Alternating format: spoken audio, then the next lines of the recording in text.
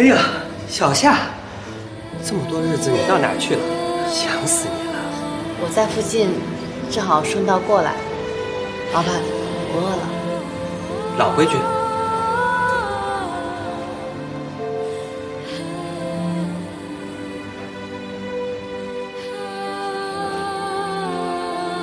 真人是。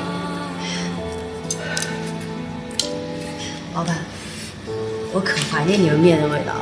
有空常来啊。你那个朋友来吗？谁呀？就是上次跟你一起过来吃面的那个。哦，他刚刚好像在那个留言板上写了些什么，我也没注意。你慢吃啊。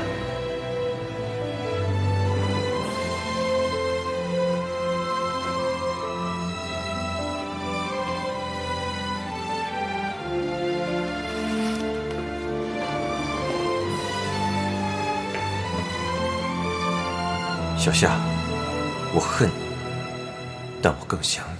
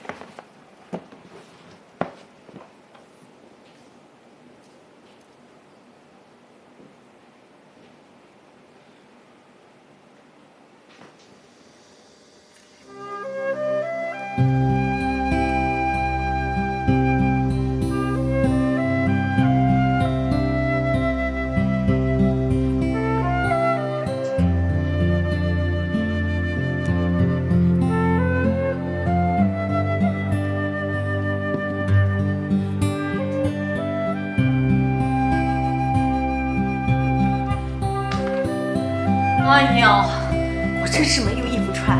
你看，穿来穿去就是这一件。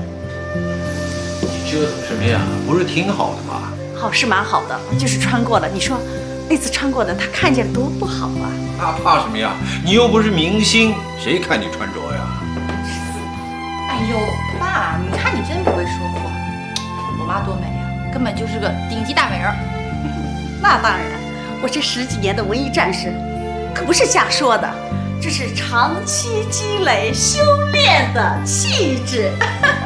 我要是有钱有势啊，哎，我的气场绝对3丈高。3丈高啊！你咋不升天呢？哎，你这死老头，你就会损我是不是？你看看我怎么收拾你。哎，时间差不多了，咱们走吧。啊，走吧。走走走。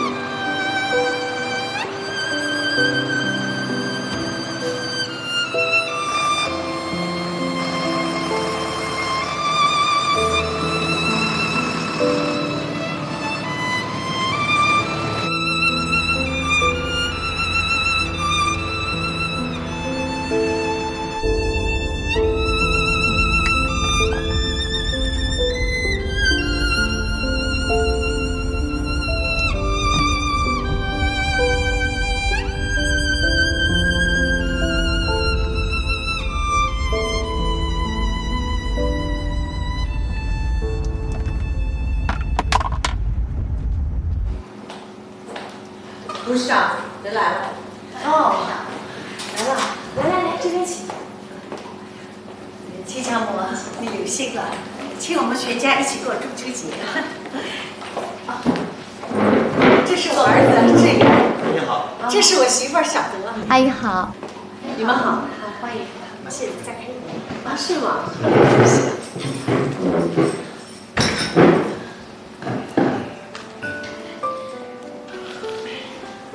丹强，给你未来的丈人丈母娘敬茶呀。不要了，不要了。我来吧。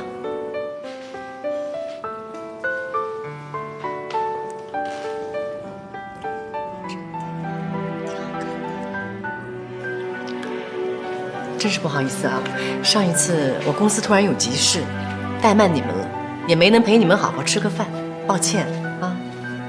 哪里，都是自己人，不必见外。再说，我们知道你有这么大的一个企业，家大业大，操心的事儿自然很多。是啊，年纪大了，也该到退休颐养天年的时候，所以我特别希望丹乔可以早点成婚，也好替我回来分担一下。董事长，您就放心吧，我一定会尽力辅佐丹乔，把蓝桥国际这个重任担起来。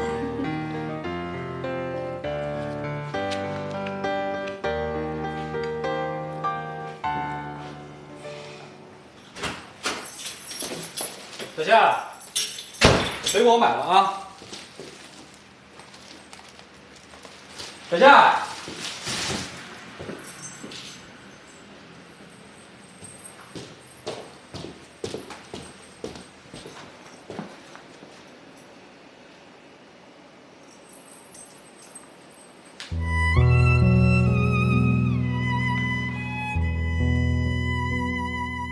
耗子，原谅我的不辞而别，我要去寻找我心中的远方和诗。感谢你一直以来对我的关心和照顾，在我最无助、最孤独的时候，你就像一缕阳光，给我温暖和快乐。你放心，我会照顾好自己，让自己成长。我们都有理想，也许有一天我们再见时，都可以自豪地说，我们无悔于时光和岁月。无论今后有多么艰难困苦，我会一辈子记住我们珍贵的友情。我会把它一直怀揣着，从黑夜到黎明，直至到老。顺祝中秋快乐。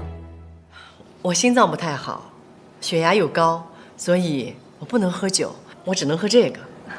你们随意啊，尽兴。这个酒呢，是董事长曾在这里专门招待贵宾的，来自于澳大利亚的顶级奔富。奔富？哎，什么叫奔富啊？是一种澳大利亚的顶级红酒。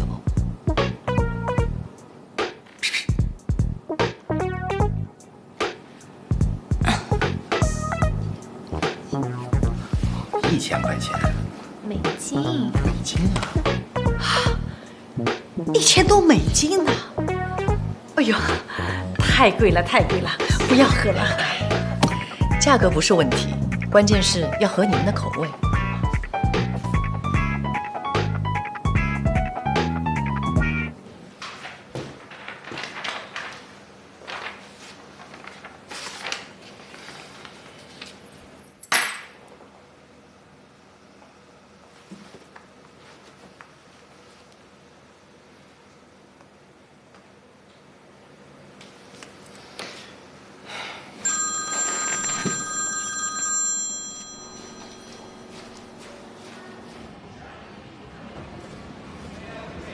哎，耗子哥，怎么了？小夏有没有回你那儿啊？不知道啊。现在我们一家跟大姐未婚夫一家在饭店过节呢。把定位发给我，我马上过来。好嘞。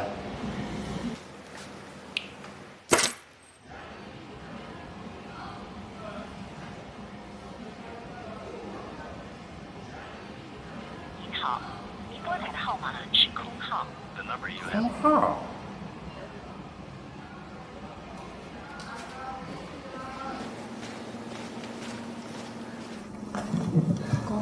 发生什么事了？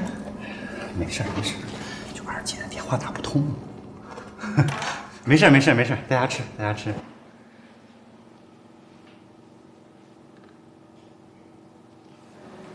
丹乔，你替妈妈敬客人一杯酒啊。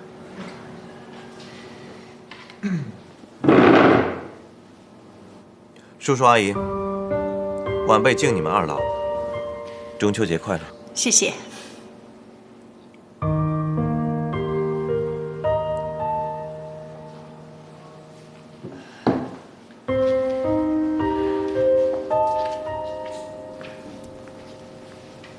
董事长，我也敬您一杯，感谢您对我的提携和帮助。今天是个特别的节日，在这里祝您节日快乐，身体健康。以后要是进了赵家门，我一定会努力做个好儿媳的。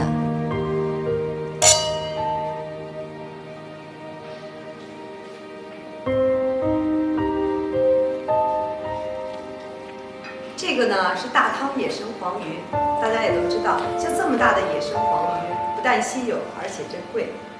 大家慢慢品尝。好吧，那我们开始吧。季丈母，你太客气了，请我们到这么高级的地方，吃这么有档次的菜，我们受之有愧呀。你太客气了，来吧。浩子哥，咋这么快来了？印象在哪儿？你把印象藏哪儿啊？说！你什么意思呀？啊！我警告过你，离印象远一点，你就是不听。你三番五次的勾搭她，你现在要跟这个女人结婚，你什么意思呀？你是谁呀？跑到这儿来撒野呀？他是谁呀？叫保安把这人给我轰出去！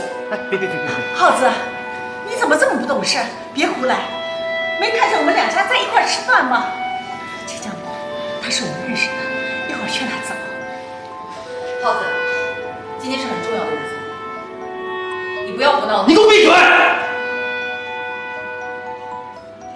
这些都是你造成的，你别以为我不知道。你冒用小夏哄小刀的身份接近赵丹乔，对吗？我说的有错吗？你勤勤的要挟小夏，让她消失，让她退出。你自己的爱情遭受了伤害，你为什么把这种伤害转嫁给别人？你说什么？你再说一遍。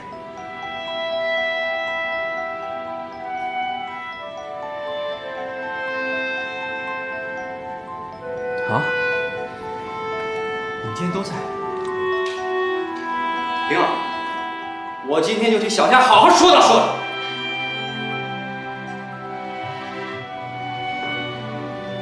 小夏从小就是一个非常优秀的女孩，在学校里，她各门成绩都是数一数二的。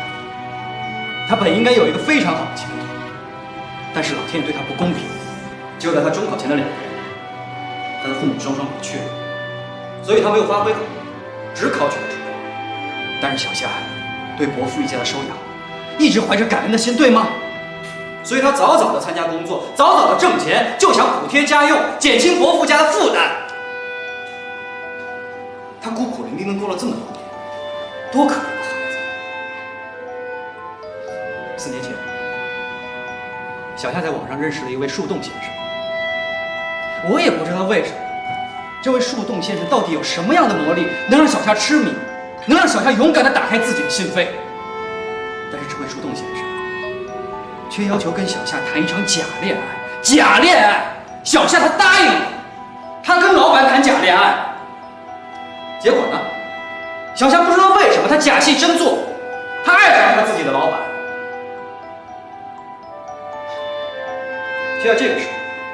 就在这个时候。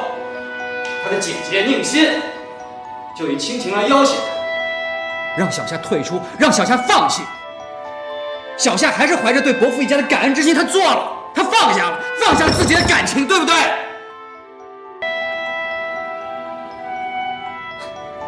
小夏天真吧？小夏从小到大，他每年过生日的时候，他父母都会送他一只布盒子。可是自从他父母的离去，除了我以外，就没有人记得他的生日。但是今年，有一位树洞先生把这12只猴子给补齐了。张丹乔，小夏不是没有想过把这段感情做一个了断，他把那些猴子全扔了，但是又发了疯的一样从垃圾桶里把那些猴子给刨出来了。因为小夏是放不下那些布猴子，他放不下的是他心中的爱。宁夏现在在哪儿？耗子，今天是我们一家人吃团圆饭的时候，我求你别胡闹了，好吗？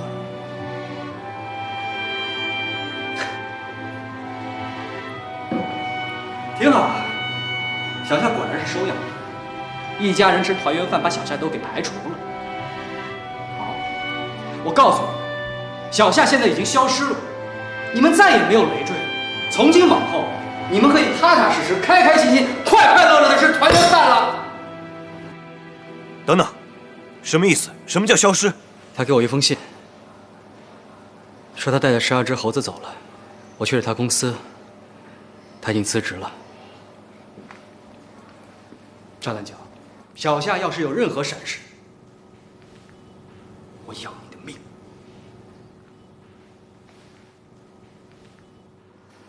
浩子哥，浩子哥，你去哪儿？老婆，你跟着爸妈一起走，注意安全了，浩子哥。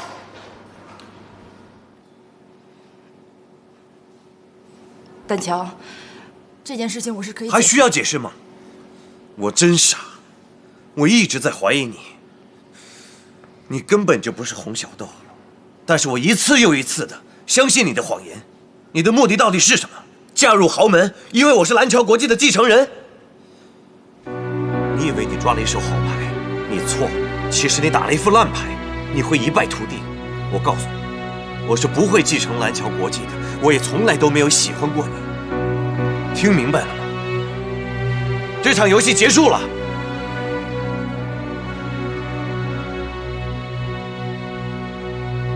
丹桥，这是怎么回事？怎么回事？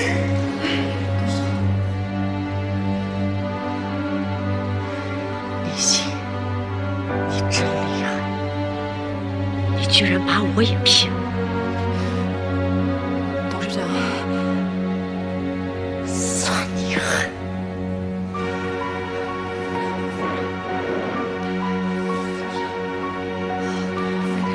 董事长，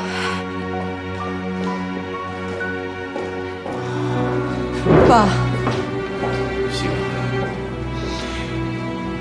你为什么要这样做？啊，这样做你对得起谁啊？爸，不是的，太让我失望，找不到小夏，我不认你这个女儿。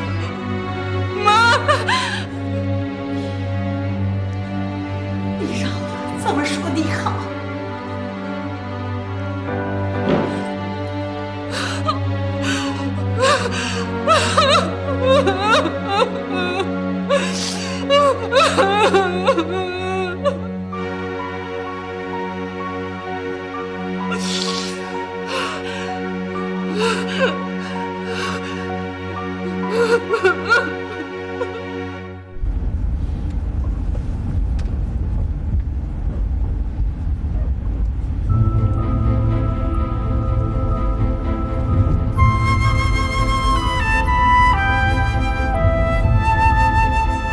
你在哪里？快回答！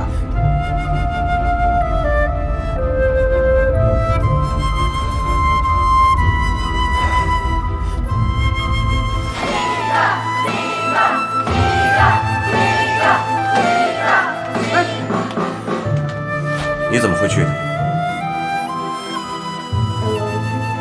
因为昨天晚上我也没什么事儿啊，正好我姐姐给了我票，我就去了。记住自己的名字。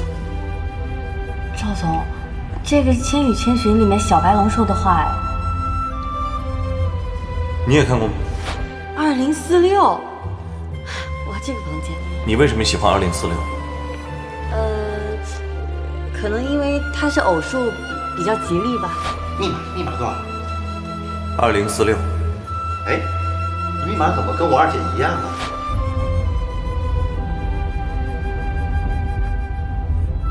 洪小豆，我本该早点认出来的。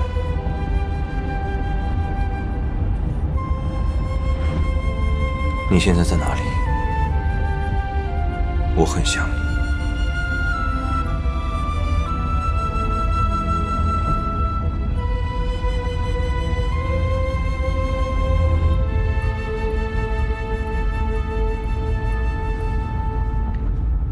Lucy， 我有事情需要你帮忙。你介绍过宁夏去的那些公司，我需要地址和名字。是的，拜托你了，我急着要找到他。谢谢。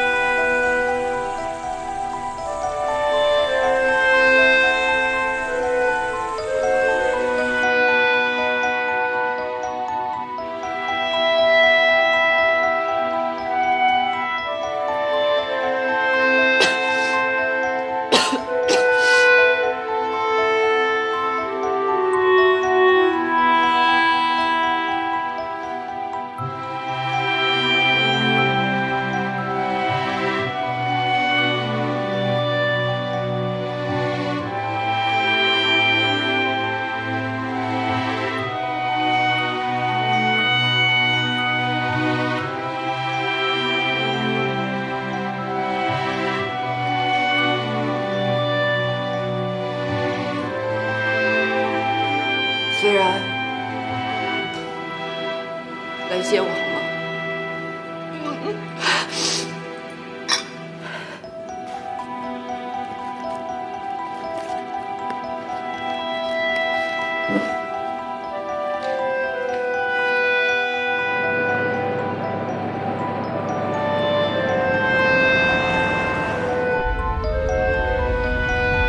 志远，再想想，有没有什么地方小夏还会去的？实在是想不出来了。你说咱该去的都去了，该找的也都找了，都没有啊。而且他手机也打不通。白哥，你说他会不会去外地了？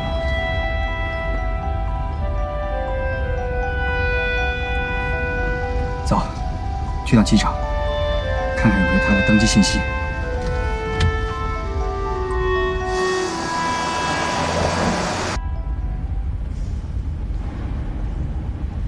去哪儿啊？随便。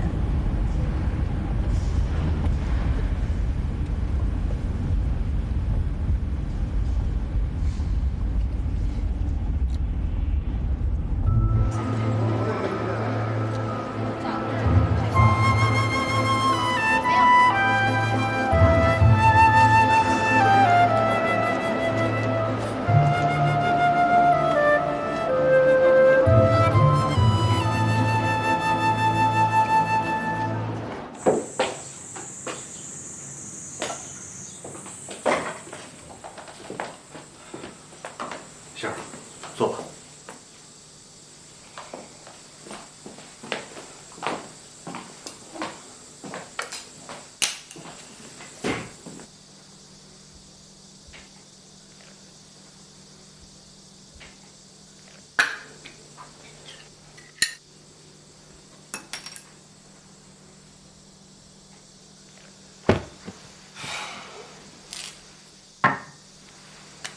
到底出什么事儿了？我现在什么都没有了，没有了家人的信任，连小夏也失去了。小夏怎么了？小夏因为我离家出走了。最重要的是，我失去了刘兰芝的信任。我努力了这么久的婚姻，彻底完了。那不正好吗？仙儿，咱们可以在一起了。嫁入豪门不如自己成为豪门，况且姓赵他们家也不是什么善茬啊。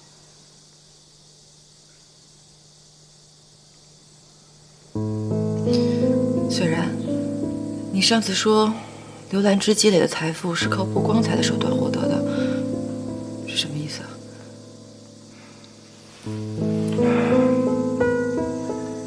刘兰芝结婚不久，就认识一个能落实政策的资本家的公子哥。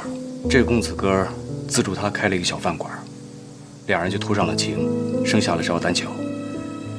没过几年，刘兰芝的丑事东窗事发，跟丈夫离了婚。这个公子哥也移民去了国外，但是在国外他还时不时的给刘兰芝汇钱。刘兰芝就是通过这笔资金，把自己的企业一步步做大的。再后来，这个公子哥的老婆发现了他们的奸情，一度接近崩溃。这个公子哥就无情地把他的老婆送进了疯人院。仙儿，你知道吗？是刘兰芝破坏别人的婚姻，让他们的家妻离子散的。这都是真的吗？还好你没跟他结婚，要不然你后悔都来不及。可是我可能从今以后都不能去蓝桥国际上班了。仙儿，我都跟你说了嘛，只要你拿出蓝桥国际这个季度的财务报表，咱们马上就可以得到一大笔钱。但你这不是让我做商业间谍吗？如果他的财务报表是干净的，那公开出来又能怎么样呢？就怕蓝桥国际他不敢向股民如实的公告，那又何来的间谍呢？咱们是为民除害啊，仙儿。虽然你这么想要他们财务报表，到底为了什么？仙儿，你听我说，我做这一切不是在害你，我这么做都是为了咱们将来考虑。你不能再犹豫了，如果你真被他们辞退了，就连最后的希望都没了。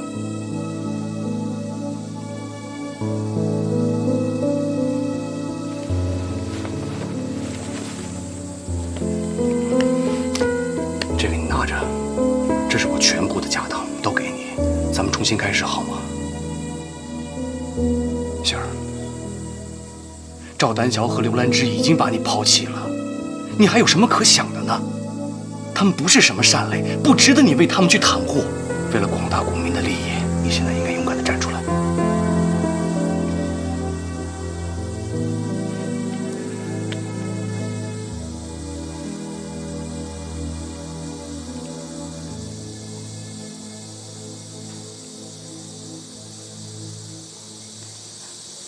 我有蓝桥国际管理网页的口令，有用吗？有这个就够了。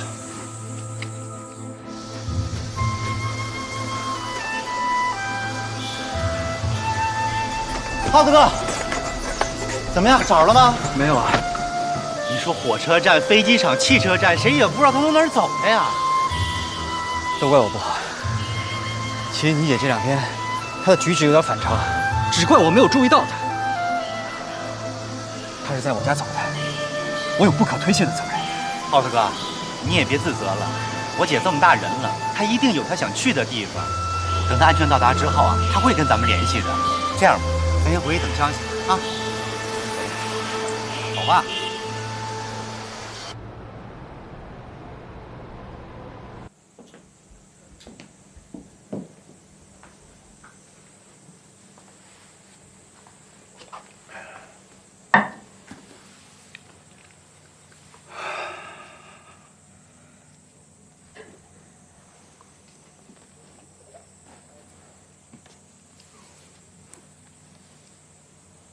怎么了？后悔了？虽然不会出事吧，我有点害怕。仙儿，你就放心吧。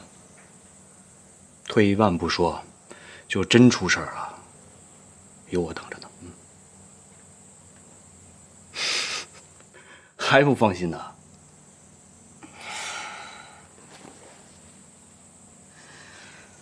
今天发生事情实在太多了，还有小夏，还不知道小夏现在怎么样呢。她毕竟是我妹妹。她这么大人了，不会出事的。弄不好啊，现在都已经找着了。你要是实在不放心呢，打个电话问问。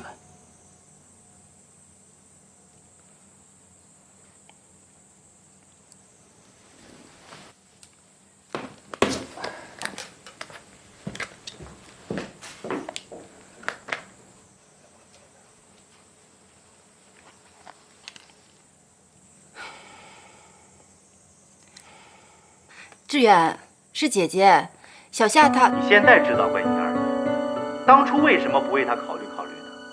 你明明知道二姐喜欢赵丹桥，你还横刀夺爱。现在好了，二姐消失了，你满意了吧？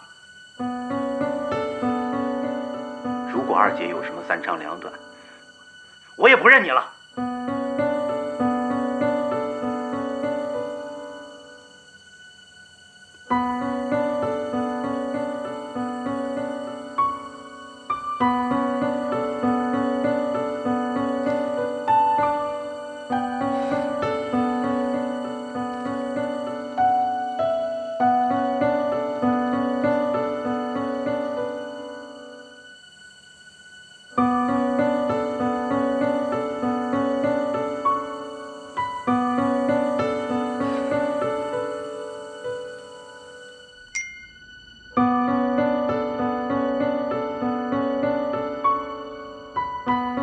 丹桥，拜托你一定要帮我找到小夏。另外告诉你，那天晚上在香港，我们什么也没有发生过。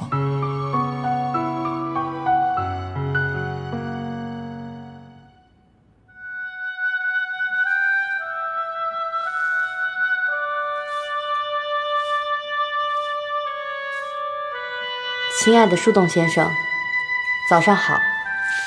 你有没有想过，自己熟悉的生活会在某天被按下暂停键，所有熟悉的一切都从身边抽离，你会紧张害怕吗？还是会故作无所谓的样子，重新挑战未知的一切？还是会向现实妥协呢？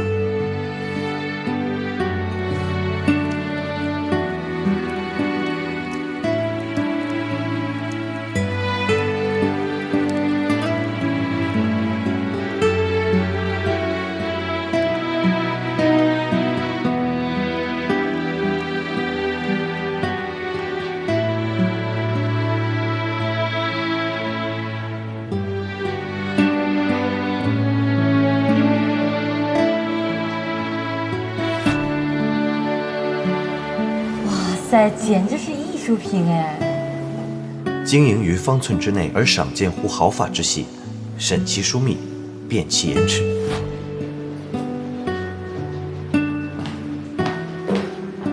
赵总，这是看世界旅行社关于私人定制的合作项目书。我知道您交代过要终止跟他们的一切业务关系，但是这真的是一个非常成熟的企划案，而且一看就是宁夏的手笔和构思。我给您读一下啊。相比较奢华的星级酒店，一间独具风格的精品民宿更具诱惑，更容易牵动我们的感情。这一看就是宁夏县。哎，老板，这儿招聘啊？对，怎么有兴趣啊？我觉得这儿世外桃源，跟我挺有缘分的，有机会一定会过来的。而且做导游是我的专长。没错。绝对在那里，我一定要找到你。哎，赵总，你去哪儿啊？咱下午还有个会议呢。哎，赵总，老板，那我们就出发了啊。坐下去啊。好。怎么样，都到齐了吗？8个人，还差2个，在哪儿啊？来了。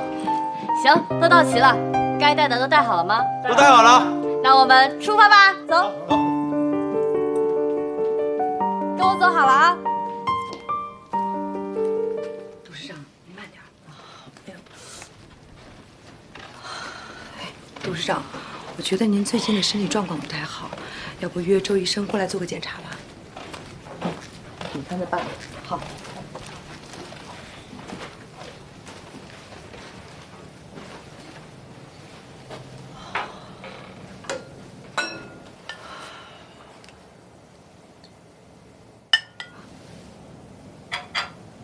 喝点粥。我一点都不想喝。这两天您就没吃什么东西，稍微喝点吧。还需要解释吗？我真傻，我一直在怀疑你。你根本就不是洪小豆，但是我一次又一次的相信你的谎言。你的目的到底是什么？嫁入豪门，因为我是蓝桥国际的继承人？你以为你抓了一手好牌，你错了。其实你打了一副烂牌，你会一败涂地。我告诉你，我是不会继承蓝桥国际的，我也从来都没有喜欢过你。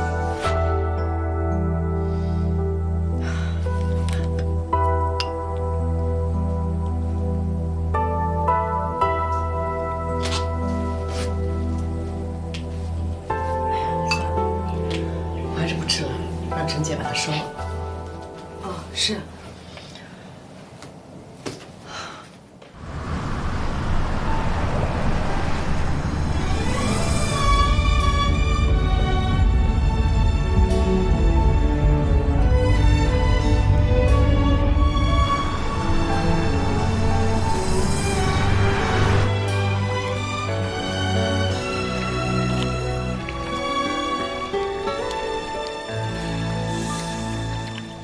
雨滴敲打着窗口，带着黑夜撕开我伤口。你的模样在记忆中停留，不曾模糊，却牵不到你温暖的手。带着伤痛在雨中行走，徘徊在午夜的街头。暮色深处，你向我挥挥手，留下一抹微笑，不再回头。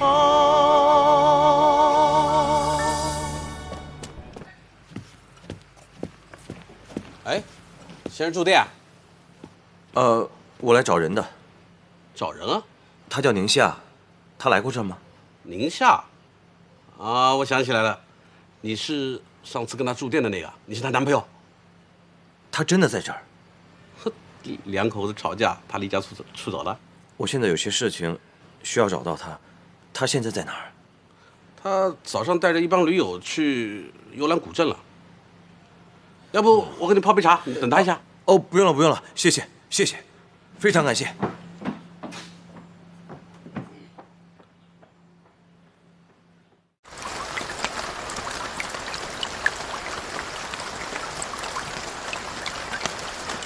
来，跟我走啊！都跟我走。好，请往这边，请往这边，注意安全啊，小心地滑，小心地滑。来，请往这边走。好，注意安全啊，小心台阶，小心台阶，小心滑。宁夏，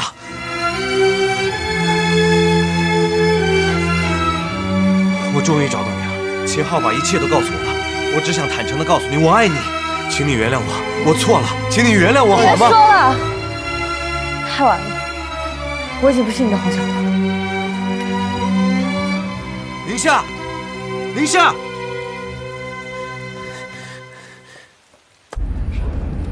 哥，你说二姐同学家咱该找的都找了，还是没有音讯。咱也不能这样漫无目的的满世界乱找啊。小夏的圈子并不大，除了同学就是同事。你说咱们俩去哪儿找线索？哎哥，你不是挺了解我二姐的吗？她以前有没有跟你说过比较愿意去的地方，或者说她比较向往的地方？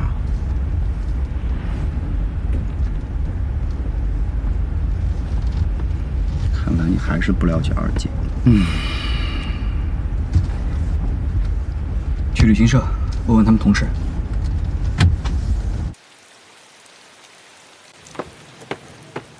宁夏，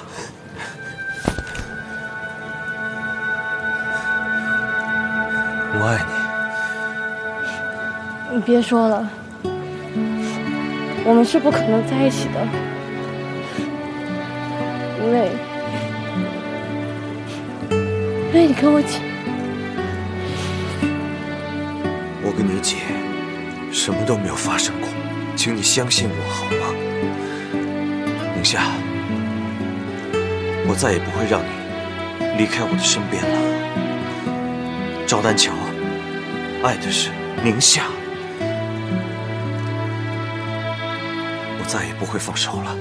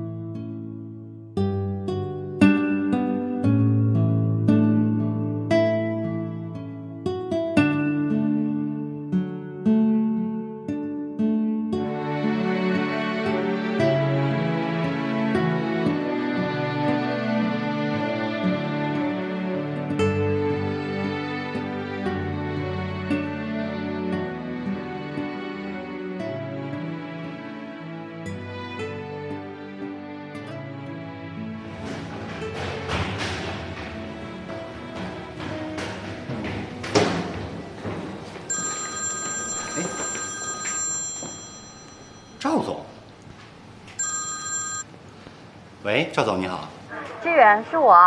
二姐，你在哪儿呢？别，我们快着急死了。你放心吧，我在古镇呢，我特别安全。二姐，你到底在哪儿呢？我们现在找你去。志远，你就放心吧，我一定会把小夏安全的带回来的。好，拜拜。我们走吧。喂。为什么用的是赵丹桥的电话？我哪知道啊！赵总说了，马上就把二姐送回来。你看啊，最了解二姐的还是赵丹桥。你看这么快就给找着了。你哪儿那么多话？赶紧给你爸妈打个电话。小心。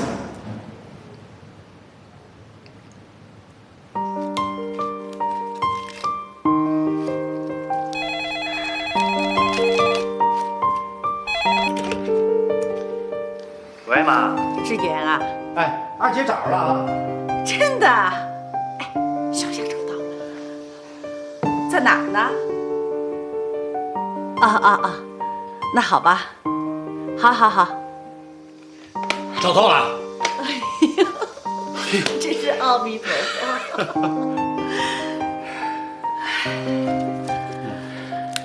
原以为啊，女儿找到了好归宿，哪料到竹篮子打水一场空，还真有些难过。哎，老头子，你说会不会咱们家的风水不好啊？别迷信啊！小的和志远的婚姻不是挺好的吗？现在啊，孩子大了，让他们自己去做主啊。行，听你的。还有啊，这次小夏回来，你得给她赔礼道歉啊。上次在医院，你没没有了解情况就说小夏，他该有多伤心啊！以后我就好好对他。哎，这叫什么？将功补过。哎，这样，这次小夏回来可不能住秦昊家里了，跟星儿挤一起也不合适。这样吧，我们出钱，把他以前租的那个房子再租回来，你觉得怎么样？这是个好办法，我举双手赞成。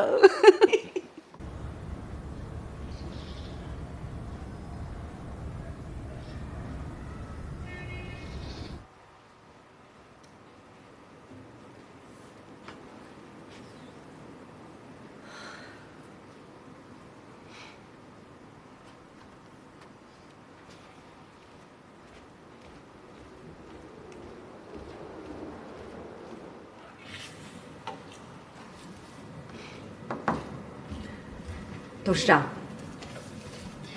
刘姨啊，好久不见。哦，现在还是要叫你刘董事长。其他人呢？你不觉得奇怪吗？我怎么会出现在蓝桥国际的董事大会上？我一点也不奇怪。你父亲原本就是股东，而且最近你又趁着股价下跌吃进了不少。冯家现在应该是第2大股东。你夺走了我母亲的幸福，让她这20年一直待在疯人院。我作为我父亲的代理人，加上我所持有的股份，我会让你对她的伤害付出代价。我刘兰芝问心无愧。如果你听信你母亲的一面之词，那我也没有办法。你想怎么样，我奉陪到底。通知其他股东，会议半小时以后照常进行。半个小时以后，难堪的人会是你吧？董事长，你可以看看。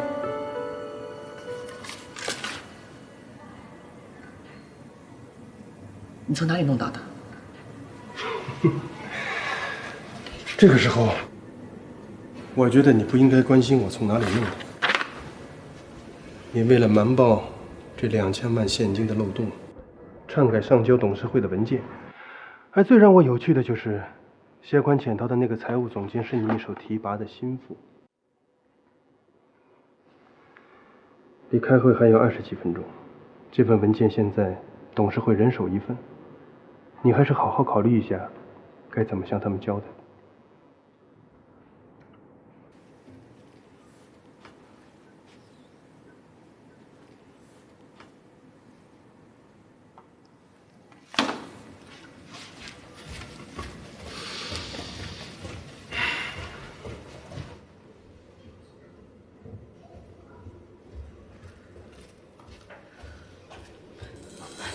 董事长，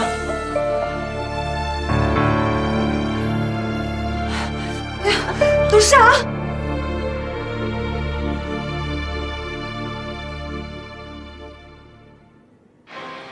现在小夏的问题解决了，可是星儿呢？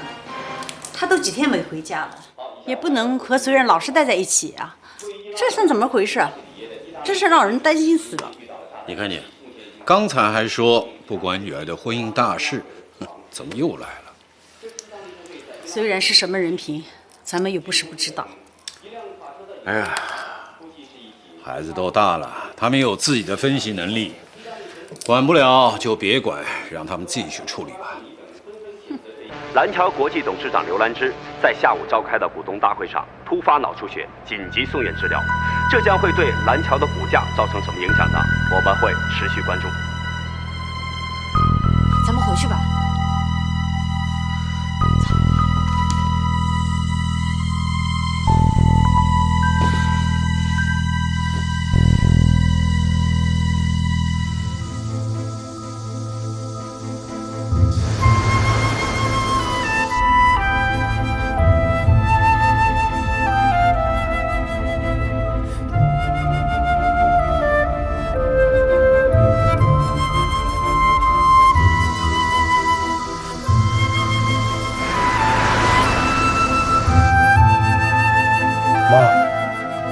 那个女人终于倒下了，你的气，儿子为你出了。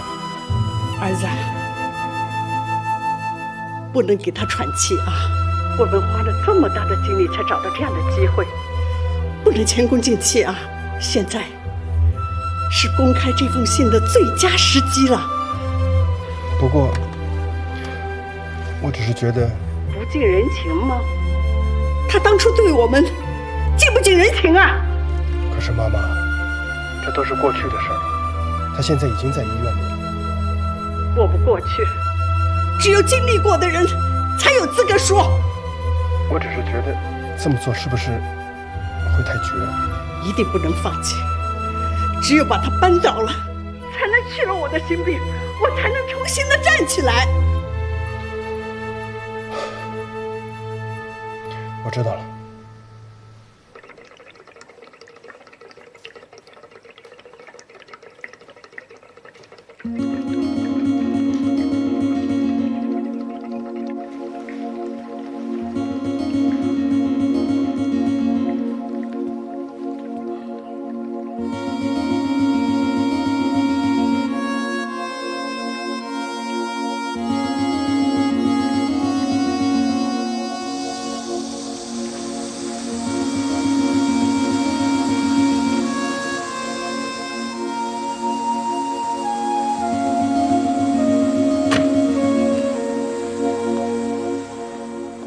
现在做的这个网站企划案呢，还是比较传统、比较单一，不能发挥咱们酒店的这个功能性。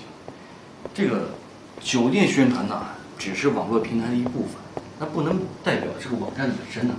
啊，你们回头啊，还是得做一个稍微有新意一些的策划案给我看。啊，那今天先到这儿吧，咱们有情况再随时沟通，好吧？嗯，好。仙儿，你怎么来了？到底怎么回事？刘兰芝病倒了，差点就没命，我很害怕，你知道吗？刘兰芝病倒了，是因为她旧病复发，跟咱们又没关系。但她病倒是因为我们的计划引起的，不是吗？虽然，如果她真的有三长两短的话，我会一辈子受到良心的谴责的。仙儿，我不是说过了吗？不管发生什么，有我在你身边。行了，中午想吃什么？我好好犒劳犒劳你。走吧。来，走。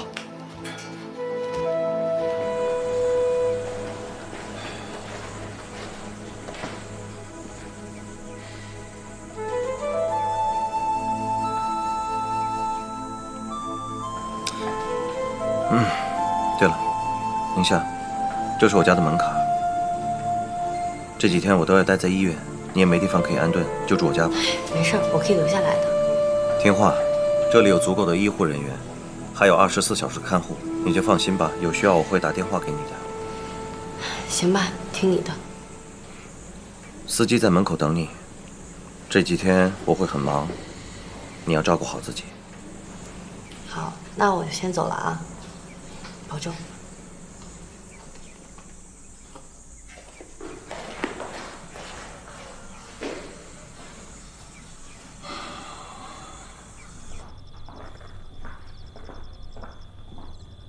你好，两位有预定吗？我姓隋。好，请这边走啊。请这边。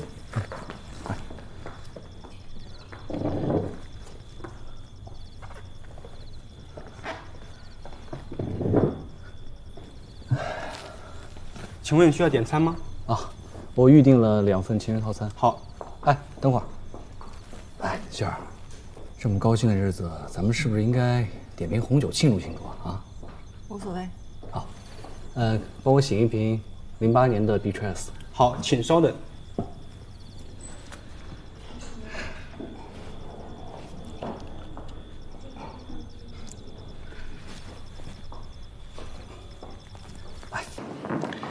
这个呢，是你应得的那份。什么叫做我应得的那份？我们老板奖励你的，密码是你的生日，7位数。仙儿，咱一没偷二没抢，这是咱们应该拿的，你就踏踏实实收下吧啊。虽然，你确认真的没事儿？不是仙儿，这不是你的风格呀。你好，薛先生，您点的08年的啤酒20到了。好，谢谢。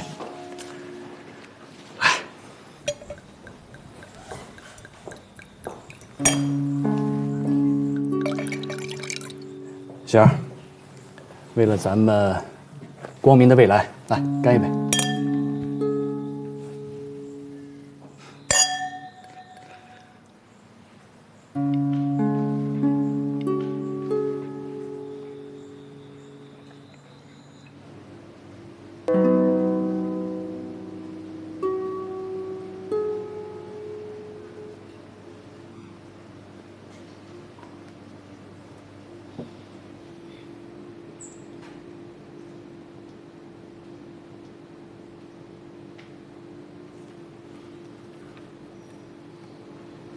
回来了，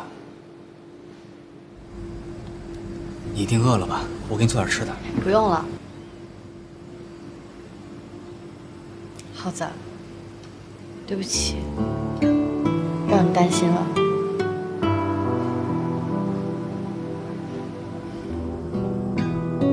没什么可对不起的，这都是我心甘情愿的。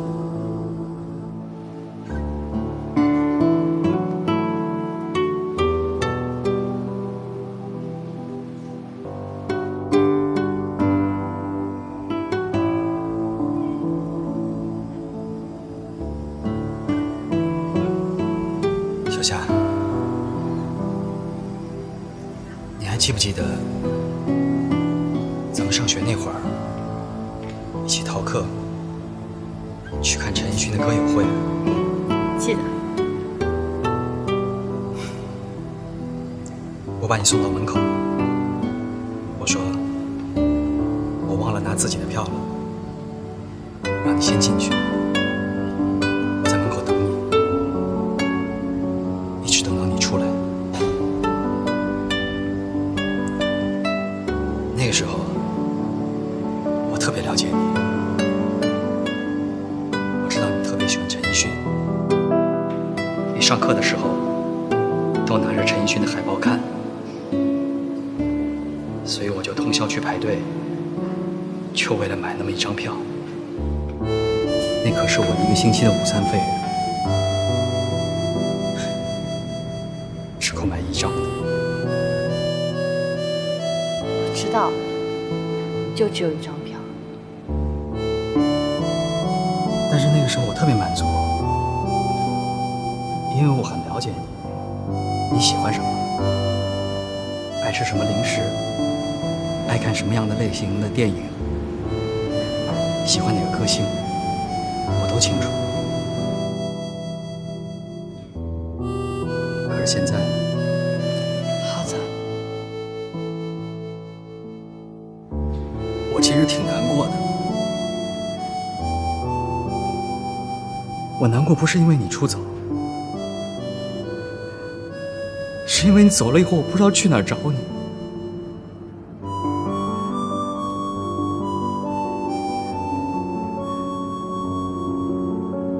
你身边任何一位朋友电话我都没有，我不知道该去哪儿找你，我不知道找谁，我特别自责。咱们俩虽然从小一起长大，从来没有分开过，但是我发现我没有用心去体会你的一切，体会你的梦想，你为什么痛苦，我都不知道。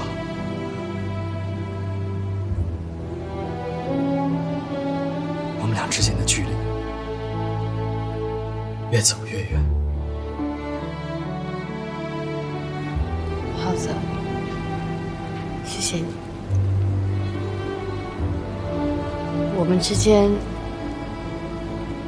你付出的太多了，我也欠你太多了。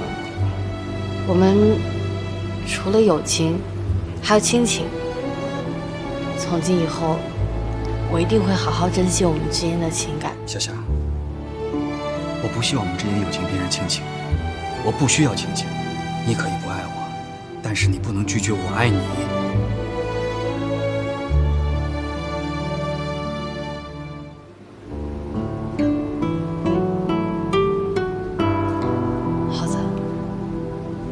不知道该怎么回报你。我不需要你的回报，我只需要你在我的视野里，在一个我看得到你的地方。你必须向我保证，以后再也不消失了，行吗？我受不了。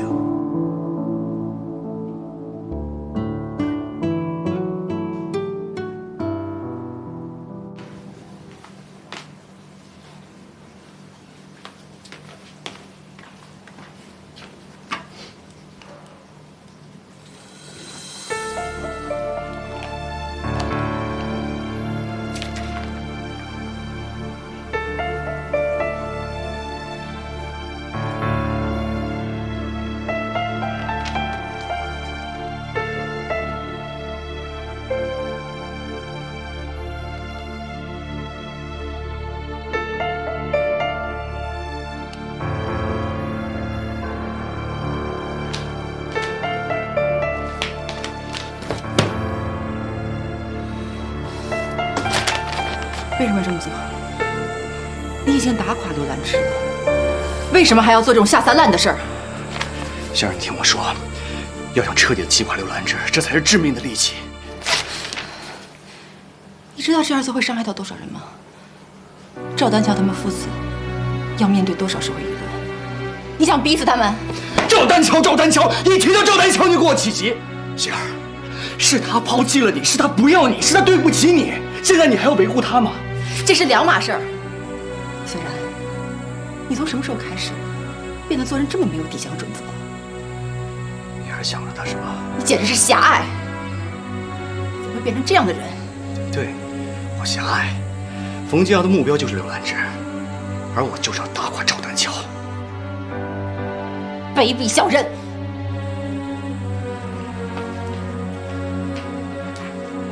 希儿。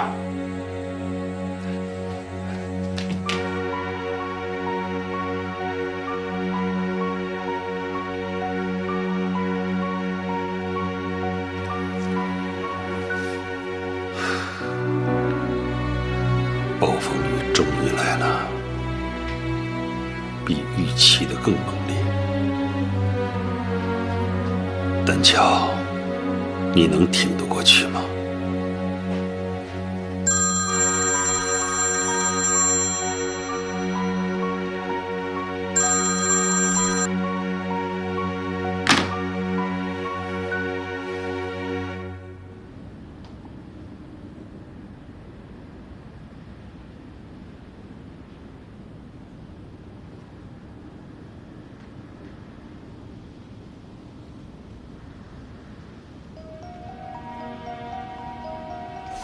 哎，张先生，您不是叫张志伟吗？怎么变成赵志伟了？我以前姓赵，现在姓张。天哪！不能让他知道。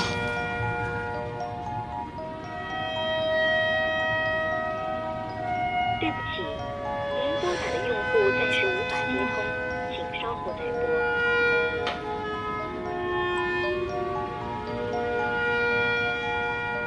对不起。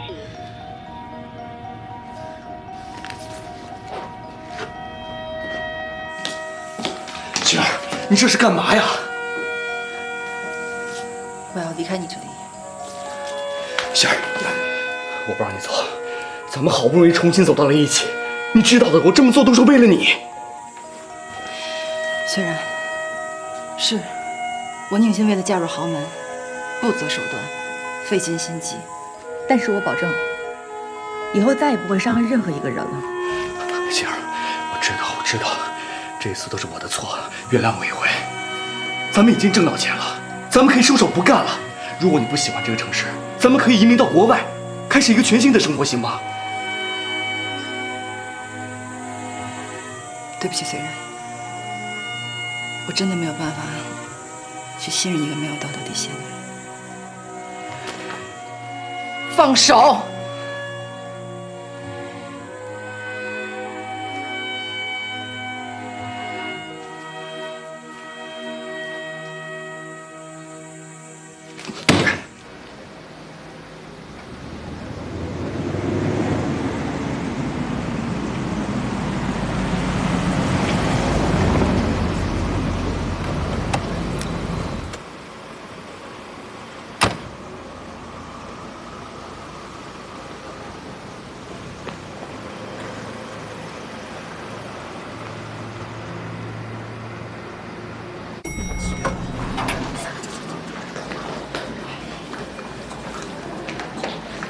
不好意思，不好意思，我想问一下，我是家属，我能进病房吗？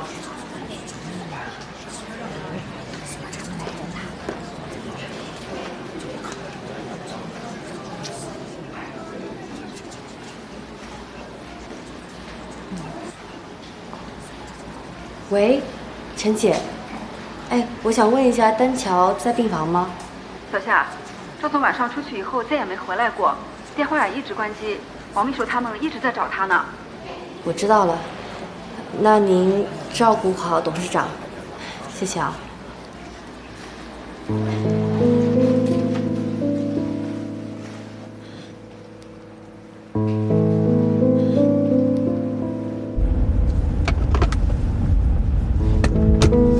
喂，喂，杨医生，请问丹乔在你那儿吗？我也正在找丹乔呢。咱们见面说吧，在他家见啊。好，我马上过来。好的。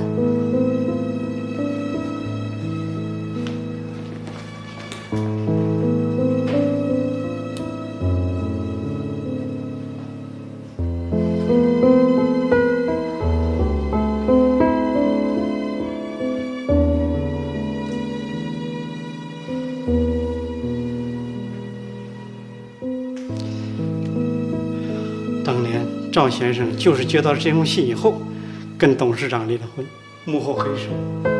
只是反映了当年的事实的真相。是哪一个缺德鬼要把这盆脏水往太太身上泼呀？我都跟了太太30多年了，我能证明太太的清白。要不让我出去跟那帮金主说清楚。哎，张麻，当事人都没出来辟谣，谁会相信你的话？还讲不讲天理了？这个，哎呀，没办法，对方有备而来，雇佣了大量的水军，从长微博发起到现在，已经上了热搜榜单，点击率已经超过了5000万，还不包括各个论坛。现在最有效的解决办法，就是叫赵志伟先生出面澄清。只是赵先生完全相信当年冯太太信里面的内容，如果他有悔悟的话，早就来找丹乔了。哎呀，只可惜当年并不普及 DNA 亲子技术。哎呀，对于外面这些情形，太太这儿我们大家呀倒是好保密。我现在最担心的是丹乔，不知道他能不能抵得住这些谎言。电话始终打不通。是。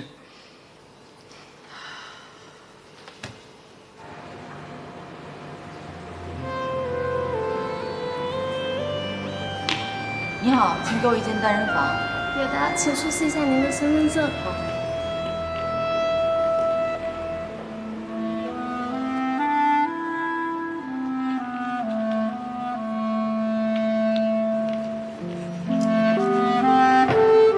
请往这边走，谢谢。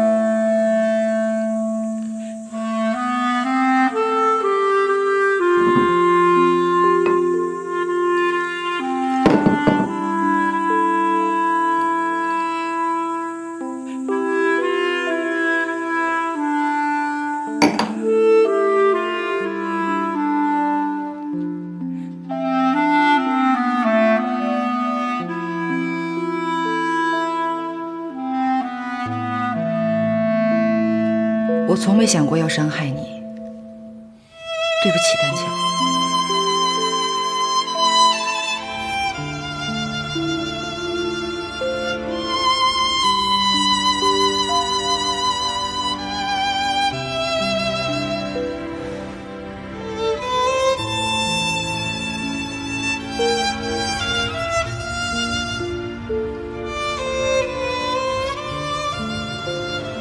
丹乔是我最好的朋友，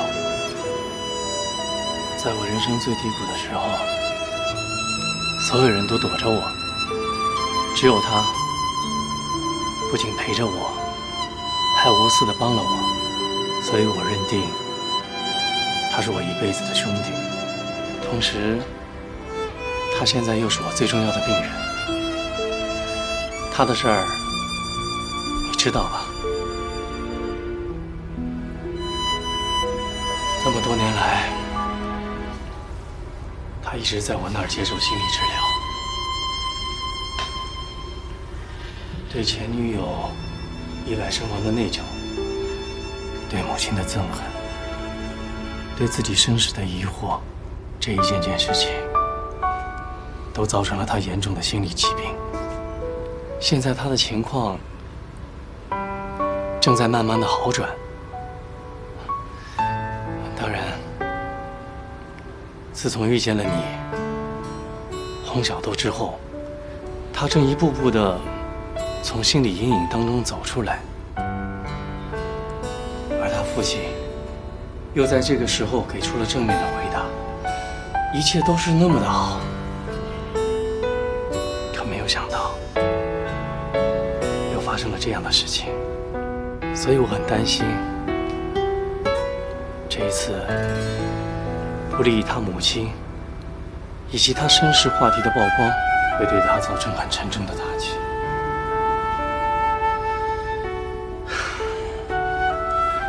其实有一点不明白，他父亲已经给出了肯定的回答，他为什么不在危机的时候挺身而出呢？这样的话，很多事情就可以迎刃而解了。这里面的情况一定很复杂，我相信也只有当事人才能知道这究竟是怎么一回事儿。不过前段时间他父亲和单乔相认了，据说是宁心在当中起到了很大的作用。宁心？对了，你记不记得以前在麦味有一个客户张先生？姓张？我有很多客户，你说的是哪位啊？张志伟先生，就是那个在你们公司办过离婚旅行的人。怪不得他一直问我张先生的兴趣爱好。哎，那单乔知道我姐的作用吗？当然知道，所以他才能认可他和宁心两个人的婚事儿。不过，我相信他更多是出于感恩。原来是这样啊！我怕他做出什么过激的行为来，所以我们一定要尽快的找到他。但是他身边人我都不认识，你说这怎么办呀？就算认识了也没用，以他的性格，在这种情况下根本就不会去找任何一个朋友，只会躲在任何人都找不到他的一个地方，把自己包裹起来。他认为只有这样才不会受到伤害，才是最安全的。